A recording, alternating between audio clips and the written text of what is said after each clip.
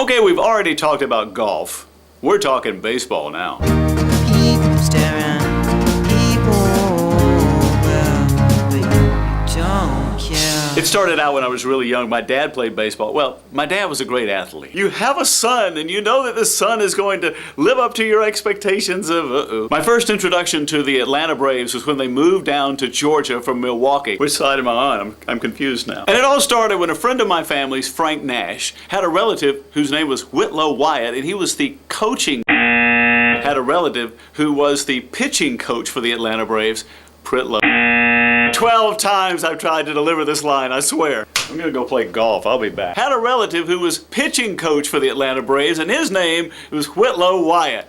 Thank you! He comes to me with this baseball that's autographed. That's home run king Hank Aaron right there. My dad was one of the coaches of my Little League team back when I was first beginning. At the end of the year, they gave the coaches this. It's basically a napkin with all of the players' names at different positions, and my name is right out here in center field. The only reason that my name is there is because there are really no positions outside of the fence. This is 1962, so this means that the year I started, I would have been 8 years old. And it also was an amazing time of no protection for children. We had batting helmets, but they really didn't do much. Our uniforms consisted of a t-shirt and a pair of blue jeans. Back then they called them dungarees. You know, protecting children really wasn't the top priority back then. There were no seat belts. There were no shoulder harnesses. There were no airbags. We had automobiles made of wrought iron.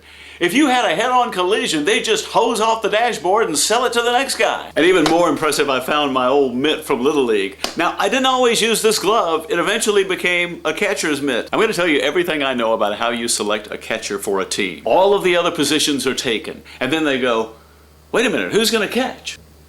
Actually, it wasn't bad at all. I really liked being catcher. Here's why. You don't have the pressure of pitching a strike ball every time, and you didn't get bored. You always had something to do. Now, in our particular Little League, you had C team, you moved up to B team, and then you eventually moved up to A team. And there's somewhere between B team and A team where your athletic skills really either show themselves or they don't. Mine apparently went on vacation for, 40 years. The other thing about Little League is batting. As far as batting, being a power hitter, wasn't gonna happen. Matter of fact, one game, the coach told me to take one for the team. If while batting, the pitcher goes wild and you get hit on yourself anywhere, you got to take your base to first. Take one for the team. But I don't want to take one for the team. Oh no, it doesn't hurt much. It just stings a little bit. You'll get to take the base. We really need to have somebody on base. Okay.